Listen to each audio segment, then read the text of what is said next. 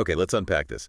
Imagine a world where the lines between what happens overseas Hmm. and what impacts your daily life are blurring faster than ever. Yeah, things like the price of your energy bill or even the safety of your data online. It really is all connected now. Exactly. And that's why today we're taking a deep dive into the UK's national security strategy for 2025. Hmm.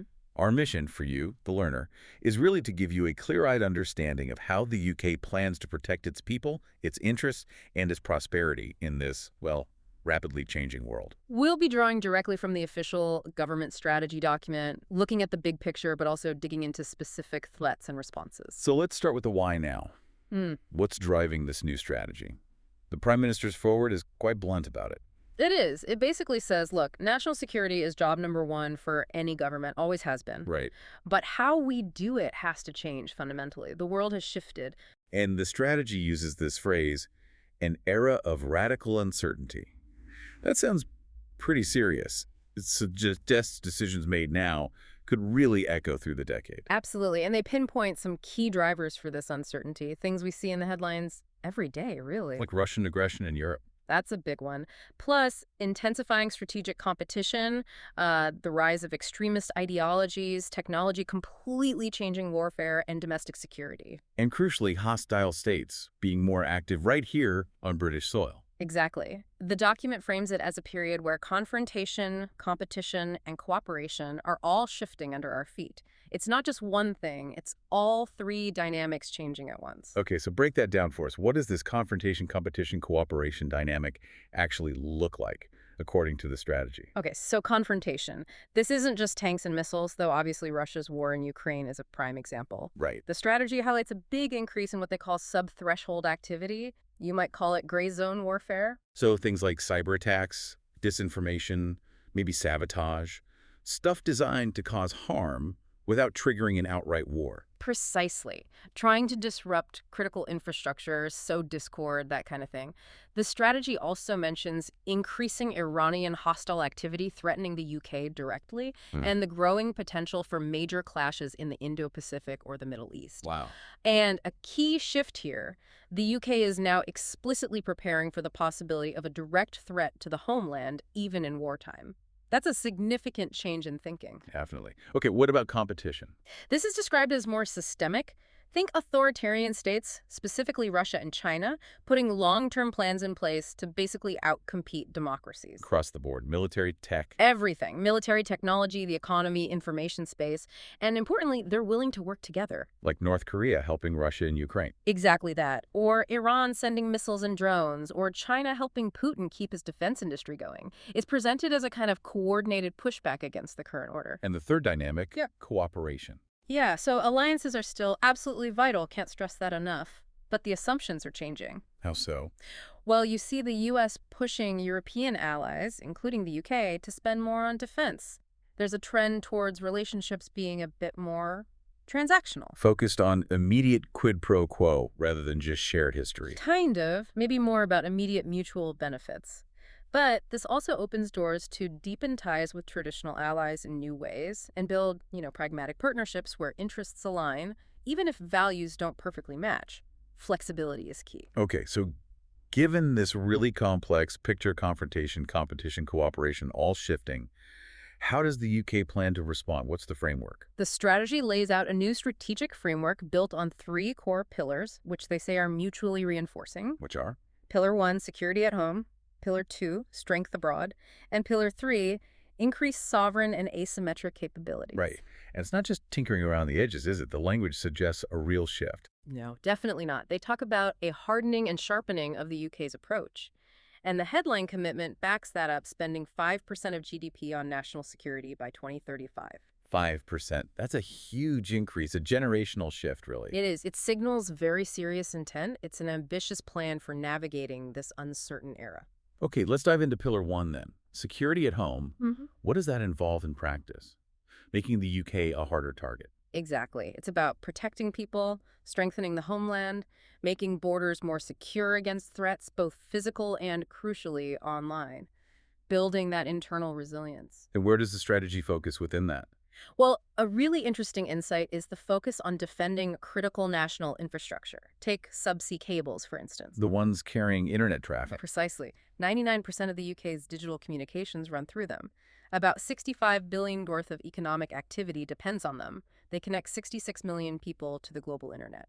So incredibly important, but also vulnerable. Very. And expensive to fix, if damaged. We're talking anywhere from £1 million up to 100 million for a single repair. Wow. So what's being done? This is where the Royal Navy comes in. They're leading something called Operation Atlantic Bastion, specifically to counter threats, particularly from Russian submarines and their so-called shadow fleet near this infrastructure. They're actively looking for suspicious activity. Yes, and they've even changed the rules of engagement to allow warships to track suspicious vessels more proactively.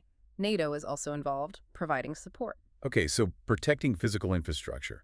What about other kinds of threats, like foreign interference or online attacks? That's another key part of making the UK a harder target. The strategy highlights the Foreign Influence Registration Scheme. That came in with the National Security Act 2023, right? Correct. It basically forces individuals working for foreign states or related organizations in the UK, especially those linked to countries like Russia and Iran, which are on an enhanced tier, to declare what they're doing. So it shines a light on potential covert influence operations. That's the idea.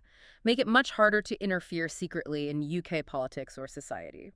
It's about transparency and deterrence. Makes sense. And you mentioned cyber and economic security being intertwined. Absolutely critical. The strategy really hammers home that cyber attacks aren't just an IT issue, they're a major economic and public service issue. You mentioned the NHS WannaCry attack earlier. Yes, estimated cost of 92 million, 19,000 canceled appointments. That's a real-world impact.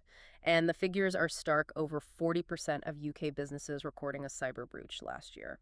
So what's the plan there? More defense. It's defense, resilience, and looking ahead. The National Cybersecurity Center, the NCSC, is obviously essential, and they're already preparing for future challenges like post-quantum cryptography, meeting new encryption methods by 2035. Quantum computing breaking current encryption. Yeah. Yeah, it's a big one looming. It is. And beyond cyber, there's also a new anti-corruption strategy. This is aimed squarely at illicit finance, the dirty money. How much are we talking? The estimate mentioned is around 100 billion laundered annually through UK structures. So the strategy aims to make it much harder for hostile actors, criminals, whoever, to use the UK system for that. Cut off the funds. Protecting the UK's economic integrity. And what about building general resilience? Preparing for future shocks. Yeah, that's the final piece of this pillar. There's a new resilience strategy focused on improving preparedness across the whole country, learning lessons, running annual national exercises. Practicing for emergencies. Essentially, yes. And there's significant investment in biosecurity, too, a $1 billion fund for national biosecurity centers, including a biothreats radar. The idea is to anticipate biological threats, whether natural or deliberate, not just react after the fact. Okay, that covers security at home.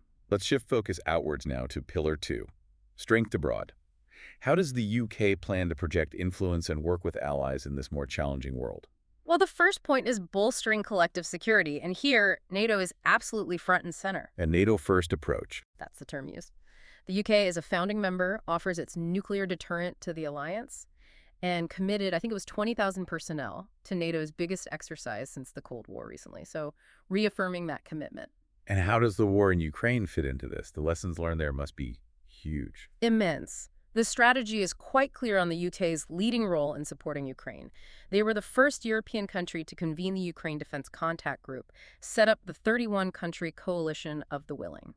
And the actual support, is it significant? Very. The figures mentioned are around 18 billion committed overall. That includes 3 billion per year in military aid. Wow. Yeah, training over 54,000 Ukrainian troops, providing tens of thousands with plans for 100,000 new attack and surveillance drones. This really shows an adaptation to modern warfare.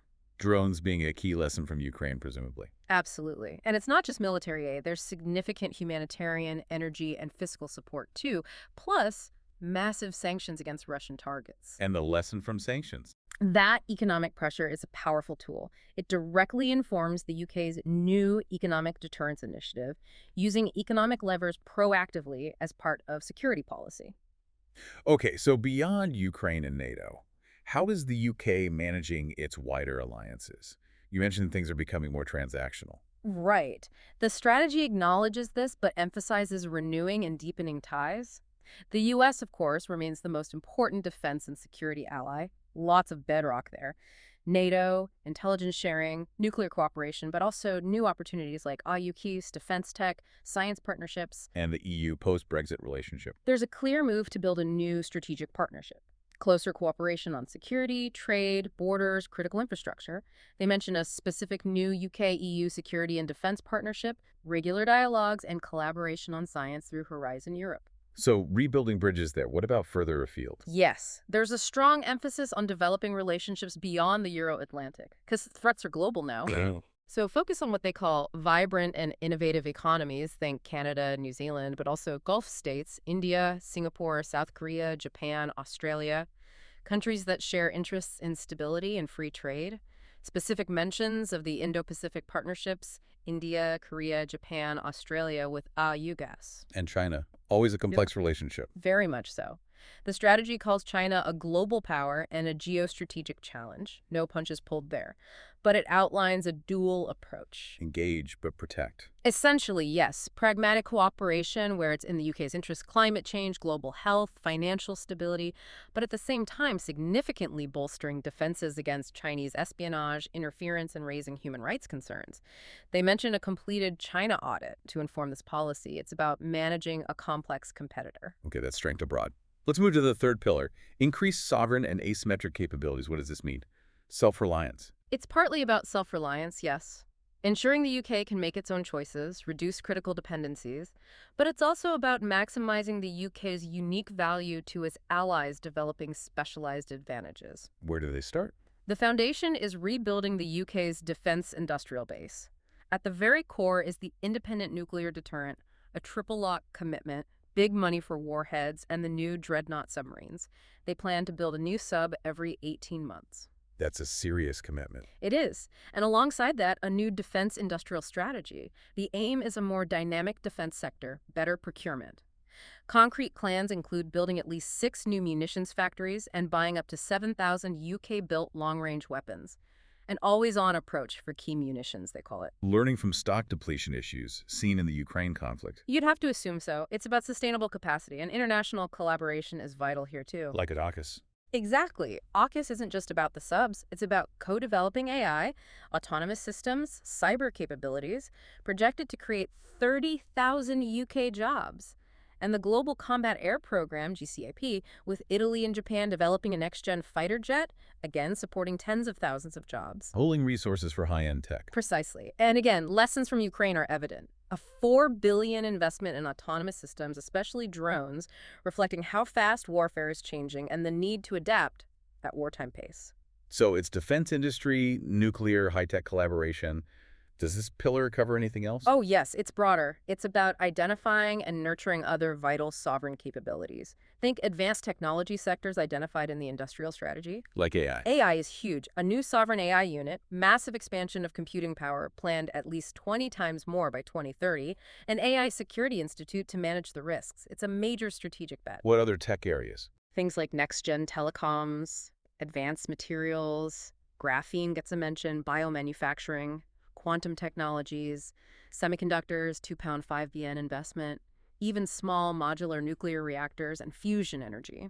Really looking at future frontiers. And asymmetric capabilities. Finding an edge. That's where things like cyber come in again. The National Cyber Force, NCF, is mentioned operating offensively in cyberspace to counter threats, disrupt adversaries, support military ops. That's a key asymmetric tool. Plus, looking at new competitive arenas like space and the Arctic. Okay, we've covered a lot of ground looking at the 3 pillars of this strategy. It's certainly comprehensive.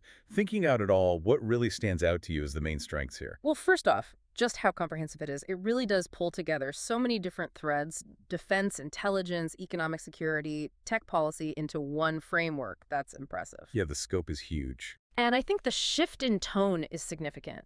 Moving from just managing risks to what they call a campaigning approach. That hardening and sharpening language feels deliberate and, frankly, necessary given the context we discussed. The 5% GDP commitment is obviously a massive statement of intent. It links economic strength directly to national security in a way that's quite explicit. signals seriousness to allies and adversaries alike. Absolutely. I also think the balance is quite well struck. The NATO first principle provides that core security anchor, but there's clear investment in broader global partnerships like AUKUS's and outreach to the Indo-Pacific. It's not putting all eggs in one basket. And the domestic focus. The concrete actions there are commendable. Things like the Foreign Influence Registration Scheme, the investment in protecting subsea cables, Martin's Law for protecting public premises.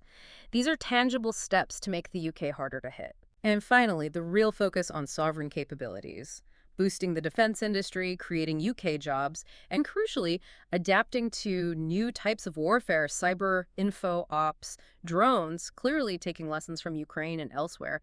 That feels very forward-looking. It definitely paints a detailed picture of ambition, but the strategy itself admits there will be difficult compromises and trade-offs. It talks about resource allocation, balancing short-term and long-term goals, maybe even balancing values and interests. Connecting this back to the bigger picture, is there an area where you feel more detail might be needed? That's a really good point. The strategy is quite candid in acknowledging these tough choices are coming. It even mentions needing a cultural shift in government to deliver it all, but Wow. it doesn't really spell out how those trade-offs will be made in practice. For example, it says the UK will be unapologetic and systematic in pursuit of our national interests. Okay, but which specific values or interests might need to be, shall we say, deprioritized when push comes to shove? So the what is clear, but the how of navigating the really difficult choices is less defined. Exactly. It leaves you, the listener, wondering about the practical implementation. How will these competing priorities, say, economic engagement versus security concerns with a particular state, actually be balanced day to day? Especially given the scale of the ambition and the stated intention to be, well, unapologetic. That's the bit that probably needs fleshing out as the strategy gets implemented. Okay, so we've taken a deep dive into the National Security Strategy 2025. We've explored how the UK aims to navigate this era of radical uncertainty and protect itself. It really is presented as a call to action, isn't it? Requiring an effort from all parts of society, not just government. Collective will and determination, as they put it. And for you, the learner, hopefully this deep dive makes clear that national security today isn't some abstract concept just for spies and soldiers. It's woven into daily life, the tech we use, the energy we consume, the information we see online. It touches everything. This strategy really aims to mobilize the whole nation towards a collective effort for security and rebuilding. It makes you think. What historical examples of whole-of-society efforts, maybe from your own country's past or from anywhere in the world, could offer perhaps even more profound lessons for an ambition as sweeping as this one? Something to ponder.